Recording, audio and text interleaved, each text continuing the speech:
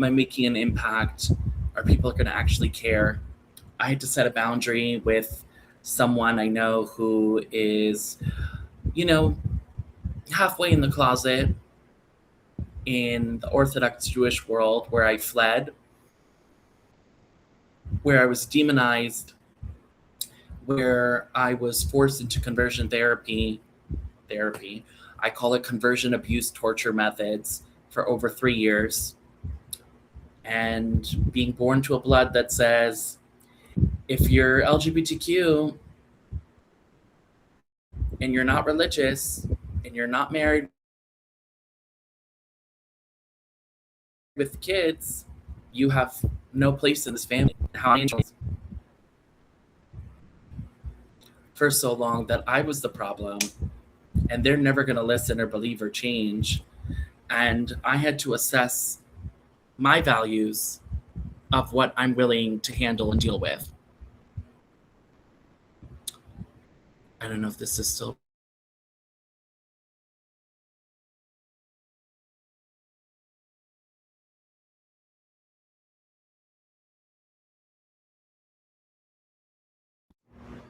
Part of what helped me get out of conversion abuse torture methods, knowing that it's a falsehood to force you into submission and change you, and this is the way we're created, and the world's violence towards queer people, the world's misunderstanding, the world's bigotry.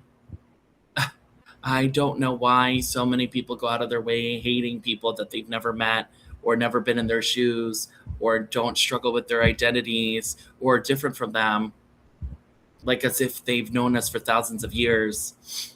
We've been demonized like witches, and no one is ever questioning that the witch hunt is truly what's sinful and evil. And I rather be on the side of misfits. I rather be on the side of sinners and undesirables than be around people who have this moral complex hierarchy of believing that they are above others. And even in so-called liberal spaces or secular spaces, I'm made to feel different and less than for being a queer trans person. And my journey has been very difficult and been very painful, and lonely, and not feeling enough love because there's not enough love in this world that's given to me. But I had to learn to love myself and forgive myself and be kinder to myself when others would not. And this guy who is living in Borough Park and involved with Eshel that supports people who are Orthodox and LGBT, but choose and decide to remain in a world that doesn't accept them. I'm not fighting to change an environment that's never going to make room for me. I broke away and it was painful to advocate for me. I'm not going to fight and argue with people who won't listen. And that in the 21st century, half of the world is on the side of queer rights and half of it is on the side of, killing us.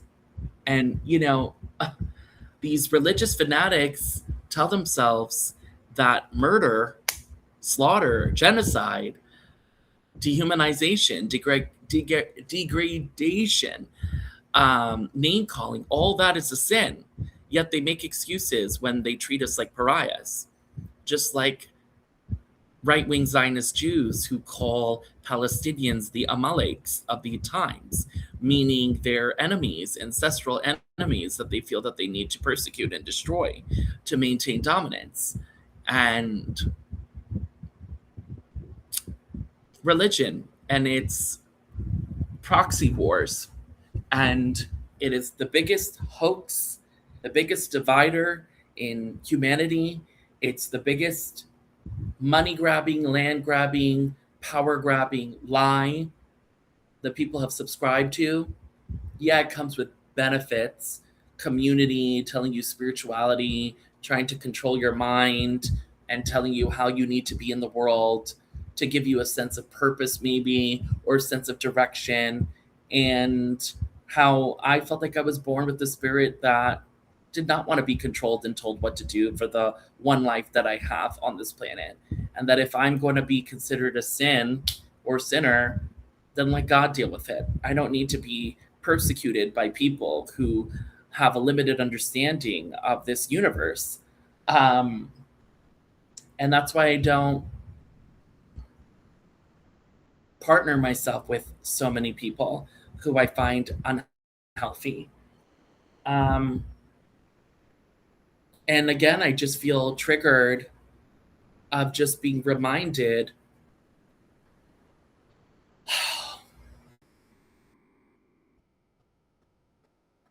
for someone like him who's Orthodox and wants to be Orthodox and gay at the same time, however he wants that to work for him, that he's told by rabbis that he's treated like a demon, that he cannot get an aliyah to be called up to the bima, the podium, to just be able to pray equally because people view him as a monster, as evil, as less than.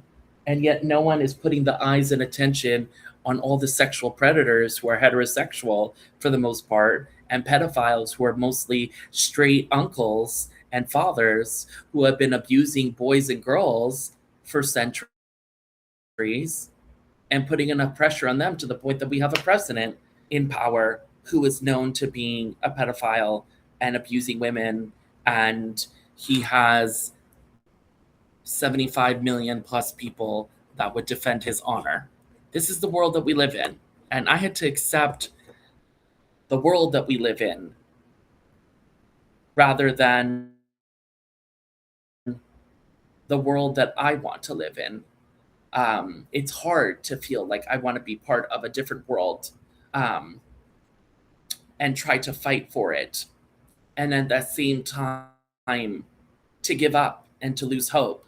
And I have this quote that I have from the Talmud: do not be daunted by the enormity of the world's grief. Do justly now. Love mercy now. Walk humbly now. You are not obligated to complete the work, but neither are you free to abandon it.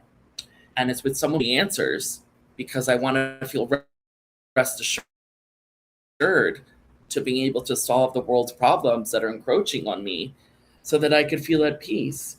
And obviously, I don't have the answers alone, and it requires community and different perspectives. And we could debate about that for the end of time. But I have to remind myself it's not on me to solve the world's problems. It's not on me to have all the answers, and not even for my own life.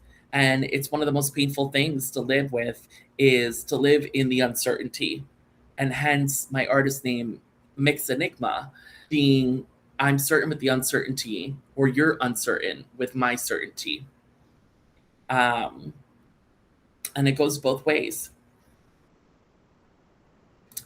Um, and how I had to give myself grace no matter how much of a good person I am, no matter how much I've succeeded in life, no matter what I feel about myself, that,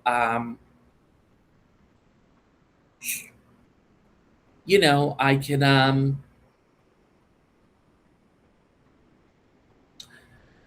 give myself a break and give myself grace to be able to step out and breathe.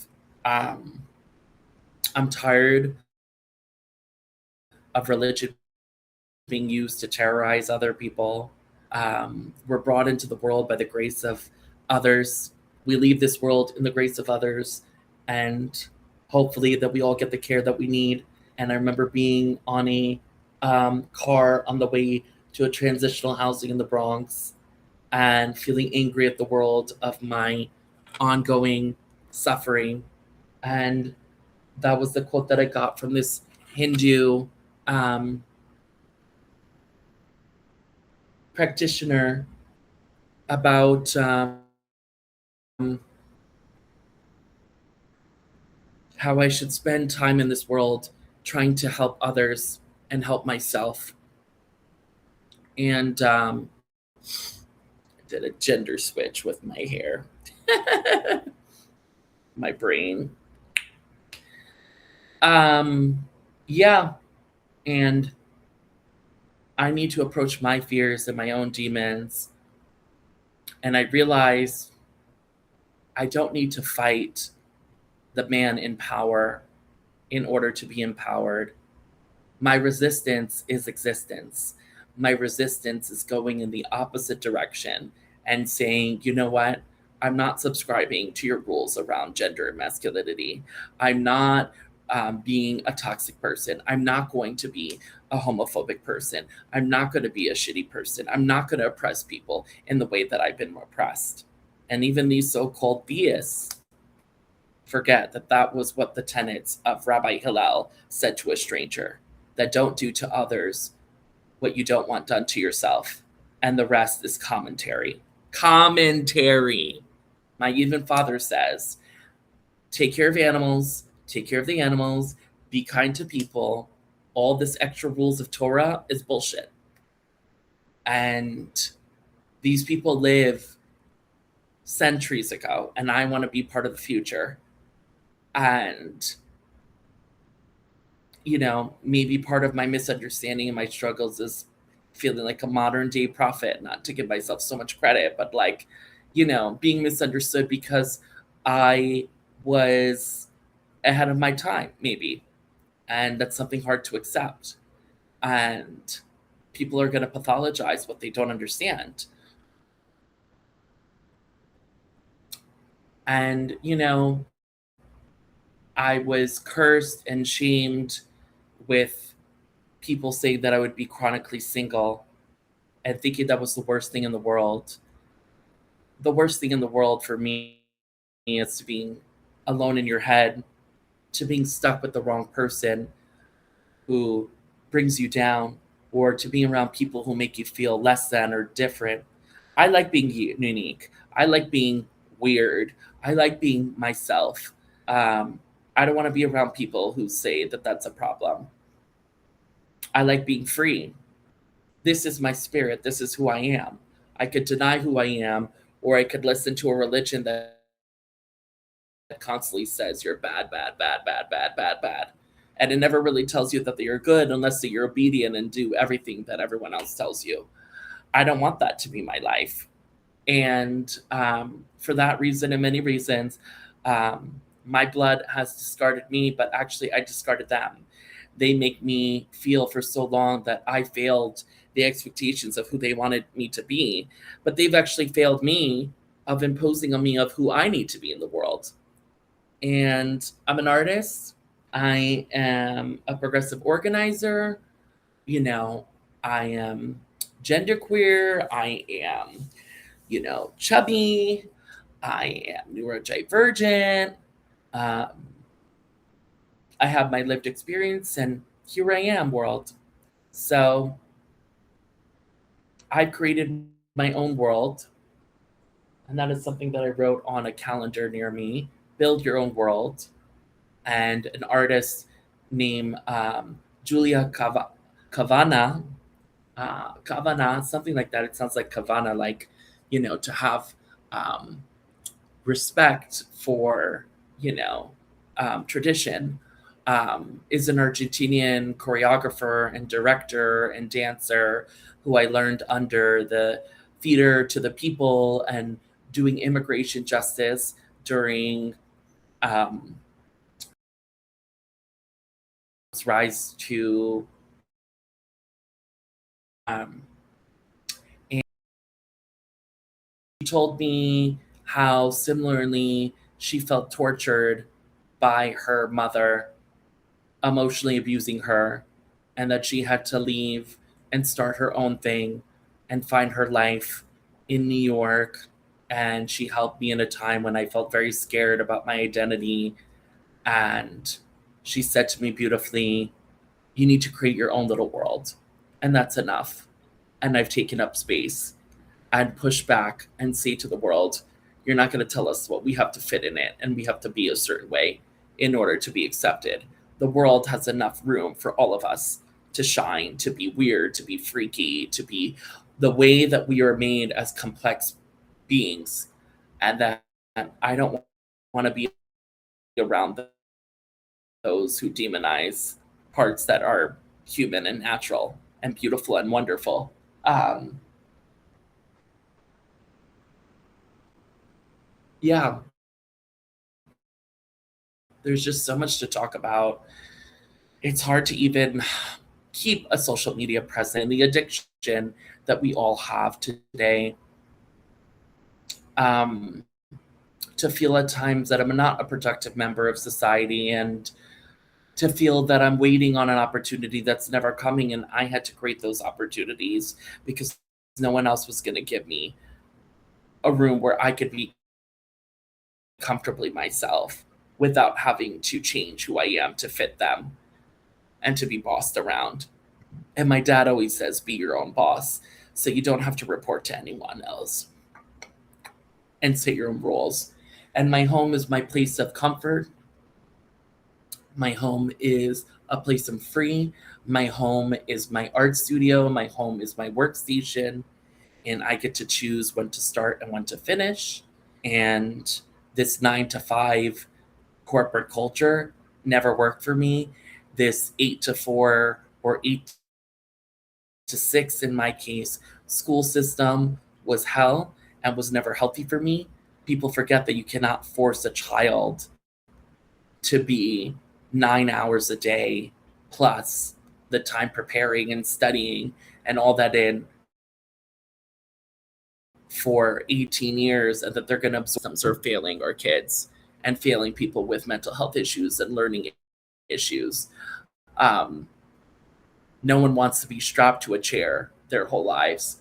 And I've rejected many forms of jobs because it makes me miserable. Why am I going to sacrifice my happiness and my peace for a low paying job? And we're told to kiss ass. And if we do this with our resume and network that way, we'll move to the top. And it's so not true. The people in power and the people with money are born into it and have kept it. And they select who decides to fit their club or not, no matter how hard I try. And I have a master's degree, and it has not led me to sustainable employment. And I'm the first one in my family to get it, despite my father saying I was never going to amount to anything because he said I did not have 100% of his genes of being Ashkenazi or, have whiteness in me. And it's totally bullshit. And look at him today. And, my perspective has brought me my own knowledge and has led me to this final point of like,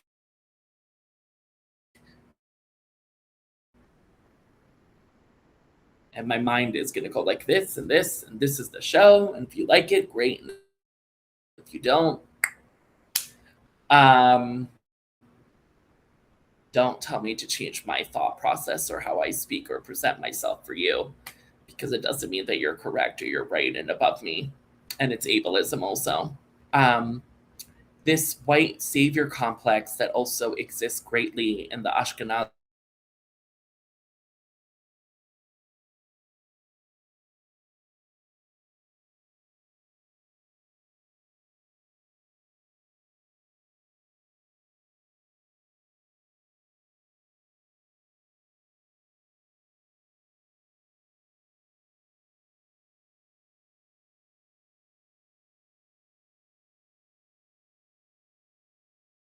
educate the masses and to fix the world.